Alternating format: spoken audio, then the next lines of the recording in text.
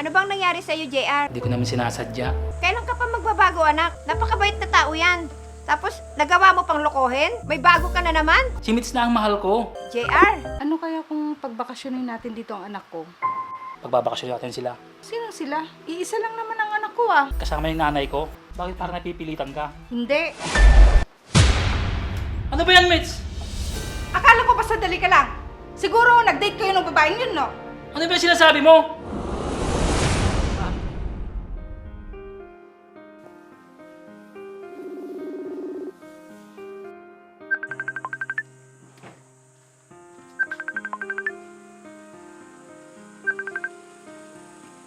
Hello, Nay. hello, anak, napatawag ka? Kumusta kayo dyan? Ano bang nangyari sa'yo, JR? Bakit mo niloko si Lovely? Nay, pasensya na po kayo. Hindi ko naman sinasadya. Kailan ka pa magbabago, anak? Matanda ka na. Yang si Lovely, napakabait na tao yan. Tapos, nagawa mo pang lokohin? Hindi ko na siya mahal, Nay. May mahal na akong iba. At kasama ko ngayon siya dito. Anong sabi mo? May bago ka na naman? Nay naman, wala na kami ni Lovely. Si Mitz na ang mahal ko. Ikaw talagang bata ka. Samantalang si Lovely, na pinangakuan mo ng kasal. Basta-basta mo na lang siyang iniwan. Sige na po, Nay. Tsaka na lang po tayo mag-usap. JR? JR? Hello? Ano ba naman tong batang to? Di na nagbago. Paano na ngayon si Lovely? Mahal, sino yung kausap mo? Si Nanay Mahal. Anong sabi niya? Ayun, sinisermon na naman niya ako. Ganun talaga ang mga nanay. Gaya ng mama ko, pag tumatawag ako sa Pinas, lagi nagpapaalala. Kaya nga, Mahal. Papasok ka na ba sa trabaho mo? Oo, Mahal. Papasok na ako. O sige, mamaya, papasok na din ako sa trabaho ko. Sige, mamaya, susundin kita sa trabaho mo. At kakain tayo sa labas. Sige, pero wag na lang tayong kumain sa labas. Mas gusto ko, magluto na lang ako dito ng ulam pagdating. Sige, Mahal. Mas maigi pa nga. Ano ba yan? Naalis na ako. Sige, mag-iingat ka.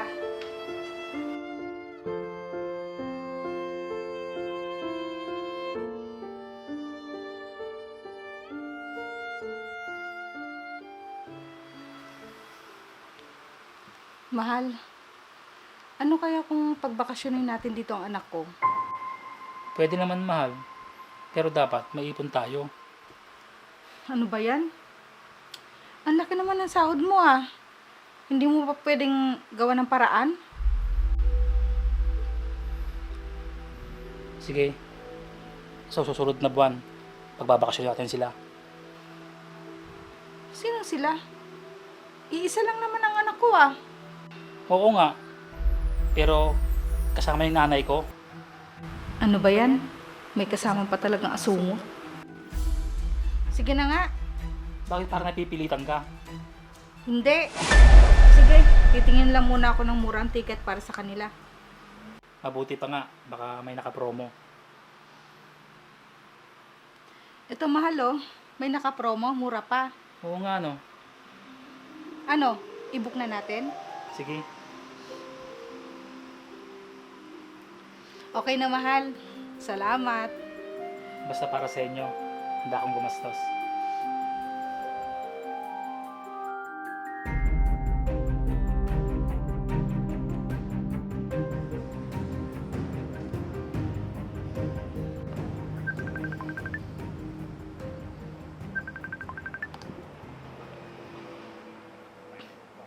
Hello, Ma. Anak, may good news ako sa'yo. Ano po yun, Ma? Makakapagbakasyon ka na dito sa Singapore. Talaga po, Ma? Oo anak, matutupad na rin ang pangarap mong makapunta dito. Mabuti naman po, Ma. Nabilhan niyo po ako ng tiket? Di ba sabi mo, gipit ka ngayon? Anak, hindi naman akong bumili eh. Ang Tito JR mo, kaya magpasalamat ka sa kanya. JR, si Rysel. O Rachel, kumusta ka na? Hi po, Tito. Okay lang naman po ako. Salamat po, Tito. Makakasama ko na po si Mama kahit ilang araw lang. Oo, walang anuman.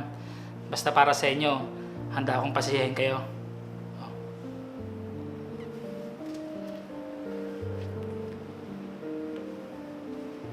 O sige na anak. Siya nga pala, kasama mo si Nanay Lisa pag nagbakasyon ka dito. Sino po yun, Ma? Ang nanay ng Tito JR mo. Ah, ganun po ba? Sige po. O sige anak, pagbutihan mo yung pag-aaral mo ha, para pag nakapagtapos ka na, makakapagtrabaho ka na rin dito. Opo, Ma. Magiging engineer po ang anak nyo. Wow, sana nga anak. Oo naman po, Ma. Sige na po. Bye.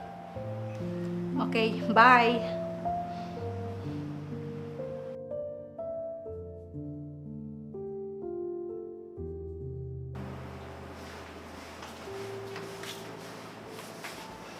Ma, punta po tayo sa mall.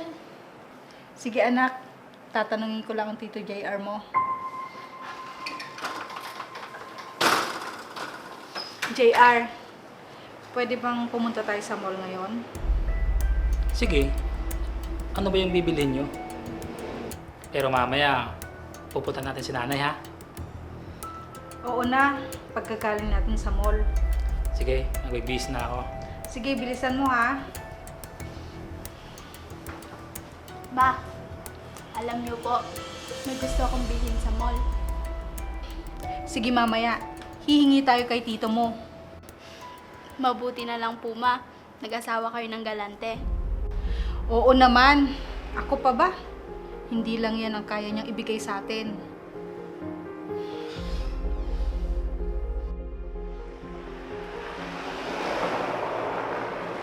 Tika nay, sa sa loob? Ito na ba yung bahay nila, Mitch, anak? Oo nay. Tara, pasok na.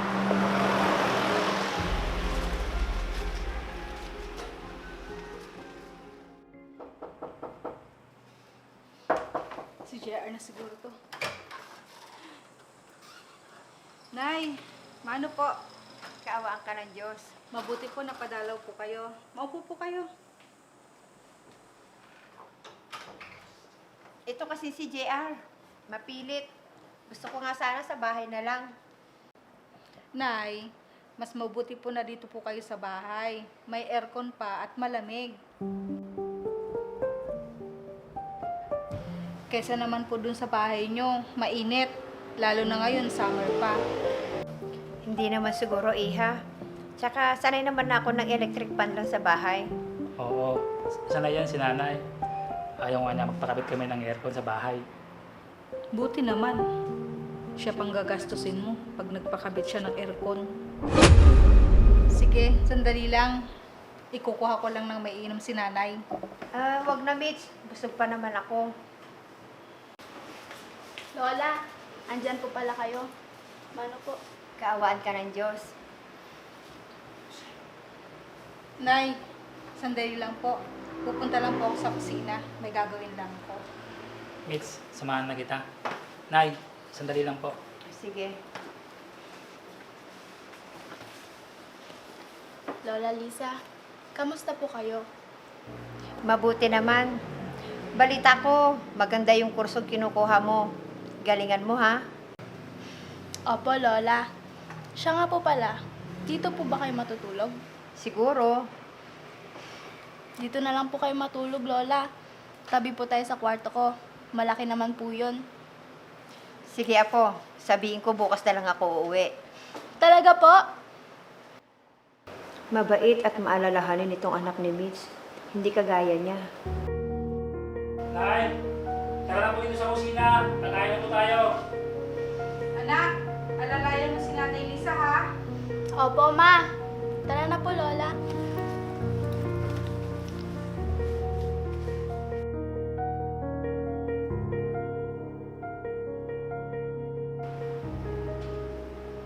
Mahal, pupunta lang ako sa dati kong classmate. Mayroon daw siyang offer na trabaho para sa akin. Sino yun? Babae ba? Oo. Si Gladys. May-ari sa isang kumpanya. Nabanggit ko kasi na naghahanap ako ng trabaho. Talaga lang ha? Basta umuwi ka kaagad. Oo naman. Sige mahal, alis na ako. Sige.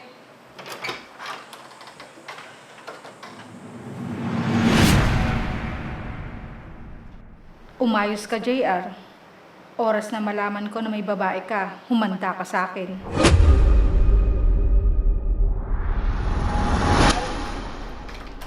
Mahal! Ano ba yan, Mitch? Akala ko ba sadali ka lang? Siguro nag-date kayo ng babaeng yun, no? Ano ba yung sinasabi mo? Mahal naman. Sinabi ko naman sa'yo na gagabihin ako, di ba? Oo, sinabi mo nga. Pero hindi ka nagre-reply sa akin. Mahal, may pinag-usapan lang kami. At pinaliwanag sa akin kung ano yung dapat kong gawin. Hindi ako naniniwala. Mahal, paniwalaan mo ako. Paano kita paniniwalaan? Kung nung nasa ibang bansa pa tayo, nagawa mo na akong paglihiman, dito pa kaya? Mahal, ano ba yung sinasabi mo? Akala mo hindi ko malalaman ang mga nakaraan mo? Yung si Lovely, di ba naging ka-live-in mo yon? Oo.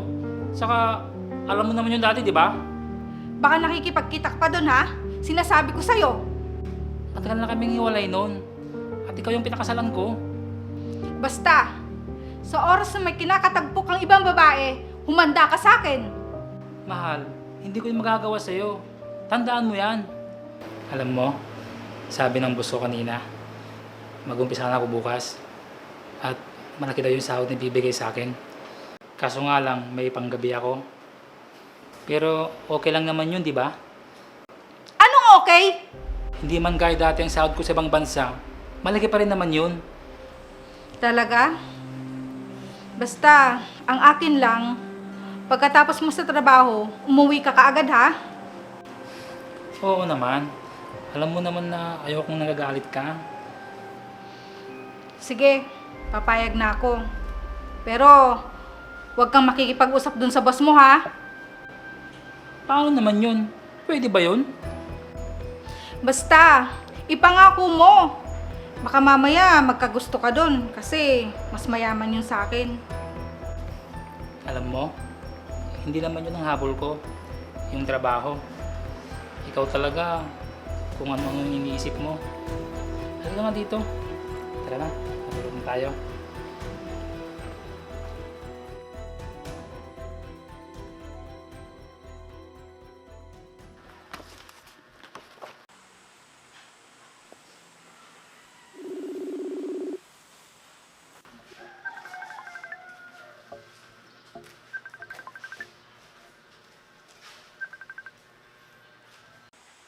Hello, JR. Nasaan ka na? Hello, mahal. Bakit hindi ka pa umuwi? Pauwi na rin, mahal. Sige, mahal. Mamaya na lang ulit. Tatawag ako. Loko yun ah. Pinatayan ako? Ma'am Gladys. O JR, ba't nandito ka pa? Di ka pa umuwi. Kasi ma'am, meron po sana akong gustong ipakiusap sa'yo. Ano yon?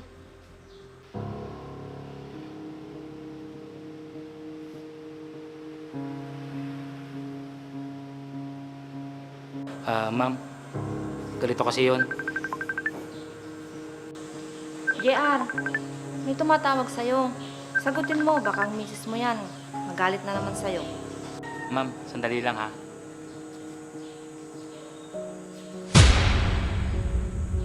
Ma'am, meron sana akong gustong sabihin. Ano nga yun? Ma'am,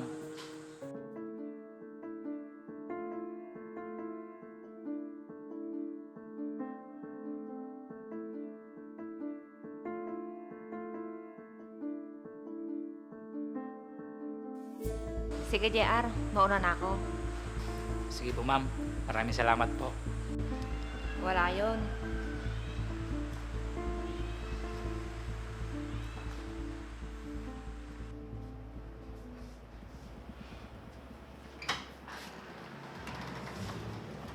Bakit hindi mo sinasagot ang tawag ko?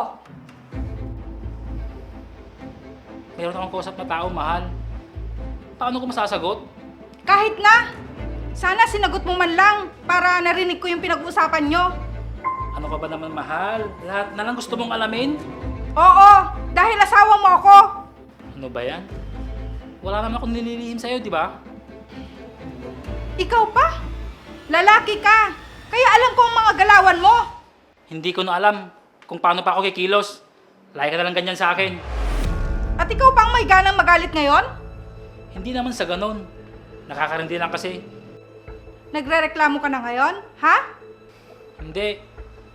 Sa susunod na hindi mo sagutin ang mga tawag ko, makikita mo. Oo na, sorry na. Huwag mo akong hawakan.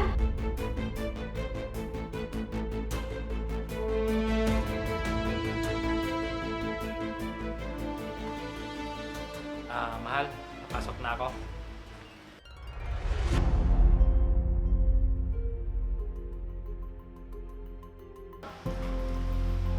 Sige na, mahal, alis na ako. E di umalis ka.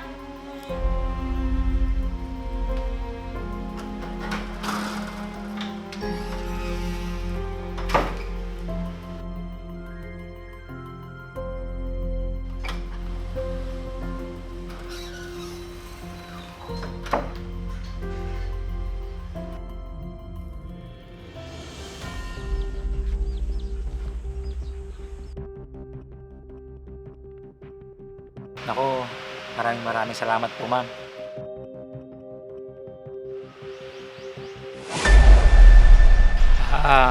Sorry po, ma'am. Hindi ko po sinasadya. Wala yun. Gladys na lang pala yung tawag mo sa akin. Parang di naman tayo magkaibigan nung high school. Sige, salamat, Gladys. Paano yan? Aalis muna ako. May lalakarin lang ako. Sige. JR, Mitch, yun palang boss mo ha? Kitang-kita ko na malagkit ang tingin mo sa kanya. anong ginagawa mo dito? Umuwi ka sa bahay sa ayaw at sa gusto mo. May trabaho pa akong gagawin. Sige, kung ayaw mong umuwi sa bahay ngayon, humanda ka. Uuwi ako, pero mamaya, pagkatapos ng trabaho ko, Sinabi ko, ngayon ka uuwi. walang gagawa ng mga trabaho ko sa opisina kung uuwi ako ngayon. Ayaw mo ha? Sige, Mitch, mahal. Babaliw na yata yung babaeng yun. humanda ka sa akin mamaya. Hindi mo magugustuhan ang gagawin ko sa'yo.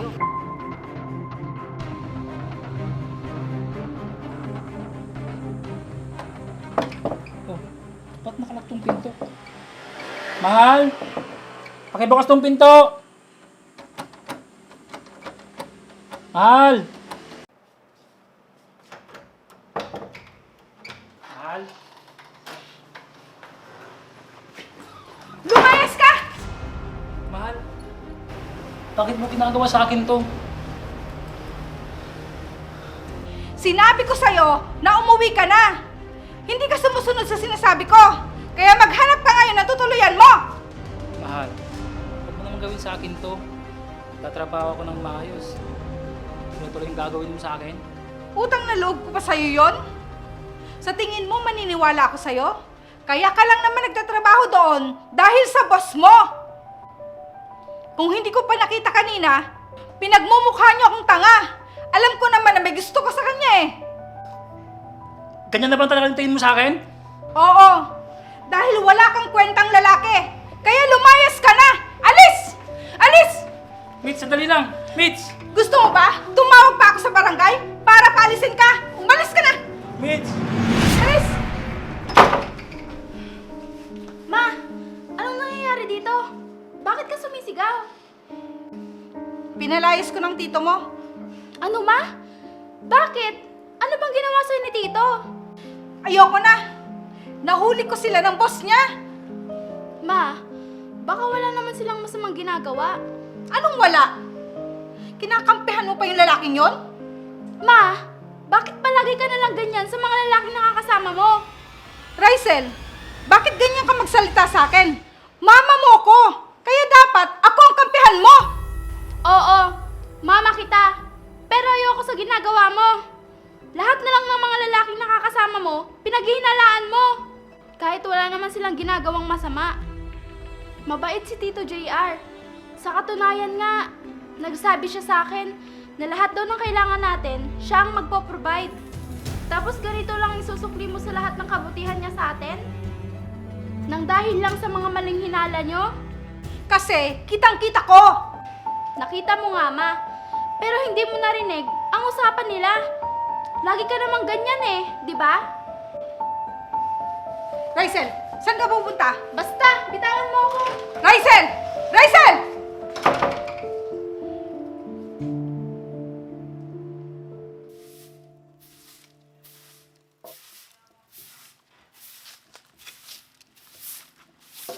Nay, ano po? O anak, anong nangyari? Bakit may dala kang gamit? Nay, pinalayas na ako ni Mitch. Bakit? Anong ginawa mo? Hindi ko nga alam, Nay. Tatrabaho ako ng maayos para sa pamilya namin. Anak, sinabi ko naman sa'yo na hindi ko gustong ugali ng asawa mo. Ikaw lang naman ang nagpupumilit. Wala naman akong magagawa dahil puso mo yan. Hindi ko naman matuturuan kung sino gusto mong mahalin. Nay, mahal ko si Mitch. Kaso, wala siyang tiwala sa akin. Pabayaan mo na siya, anak. Kung walang tiwala sa iyong babae, hiwalayan mo na. Huwag kang magpadesperado, anak. Dapat noon pa, nagtanda ka na. Ilang beses ka na niyang pinaghinalaan. Ilang beses ka na rin niyang pinalayas. Tapos, hindi ka pa rin ba nagsasawa? Anak, matanda ka na. Pumili ka sana ng babae na hindi ka sinasaktan ng ganyan. Siguro, Nay, ito na yung kabayaran sa ginawa ko kay Lovely. Siguro nga, anak. Pero sana, matauhan ka na. Alam nyo, Nay, sayang po. Meron pa naman akong sorpresa sa kanya nitong buwan. Kaya nga po, kinakausap ko yung boss ko para mag-overtime ako. Para may pandagdag ako sa pinag-iipunan ko. Sorpresa ko pa sana si Mitch. May bibilin pa sana ako sa kanya. Kaso, ganito naman nangyari sa akin. Anak, hindi niya deserve ang pagmamahal mo. Hindi niya ito pinapahalagahan.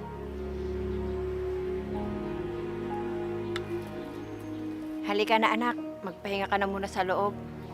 Sige po, Nay.